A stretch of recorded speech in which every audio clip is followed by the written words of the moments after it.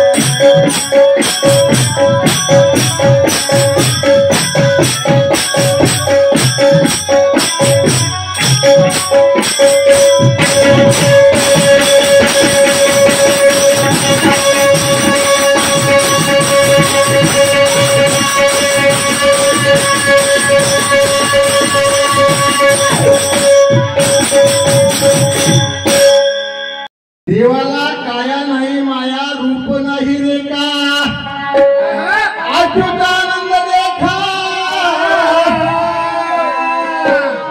देवाला देवा भक्ता निधना माते संत वरले आम्हा काय होणार.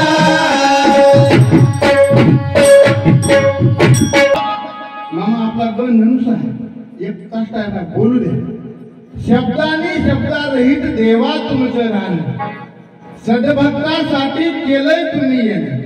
ज्ञान भक्ती वैराग्याचा प्रसाद देऊन महाराज निर्गुण असणारा भगवान परमात्मा तुमच्या आमच्या जडजीवाचा उद्धार करण्यासाठी या कर्मसृष्टीला सगुण रूपात यावं लागलं. कारण काय यावं लागलं?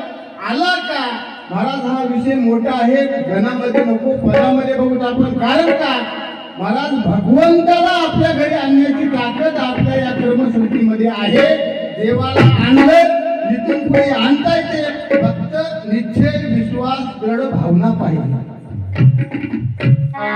आणि महाराज कुठेतरी या गेलेल्या जडजीवाला कुठेतरी सध्या महाराज आता एवढे आम्ही भजन म्हणणार, ह्या भजनाला बऱ्याच वेळा जाता महाराज. भजन बोलितात इथं भजनापाशी 8 पानाच्या डावावर 7. हे सत्य परिस्थिती आहे. भजनापाशी 8 जण तिकडे महाराज गोल गोल 10 माणसं बसतात. रमी अंदर बाहेर आलं हे न करता महाराज पूर्वीचं पुण्य पाहिजे. पूर्वीचं पुण्य जर पदरात असेल त्याच सद्भक्ताच्या मौतीवर महाराज दिंड्या चलतात. नामस्मरण ते भाग्यवान जीव आहे. कारण का महाराज बाहेर नामस्मरणासाठी 2 दिंड्या असताना मध्ये दिंडी चालू आहे. आणि एवढं भाग्य आहे या पाटलाचं. कारण का आहे महाराज? एवढं नामस्मरण. आता मला सांगा, जिवंत असताना या माणसाची ख्याती काय असेल महाराज? मेल्यावर जर 2-2 दिंड्या, मध्ये 1 दिंडी, एवढे माणसं महाराज ज्यांची ख्याती आहे, त्याच कारणास्तव महाराज 25 वर्ष या गावचे एकनिष्ठ सरपंच साहेब होते असं मला आल्याच्या नंतर कळालं. अशा महान विभूतीच्या महाराज या इहलोकीच्या जाण्यानं, परलोकीकडे गमन होण्यानं आणि जगद्गुरु दत्तात्रय प्रभू यांच्या चरणाशी जागा मिळावी एवढीच अपेक्षा मी माझ्या भजनाच्या वतीने करतो.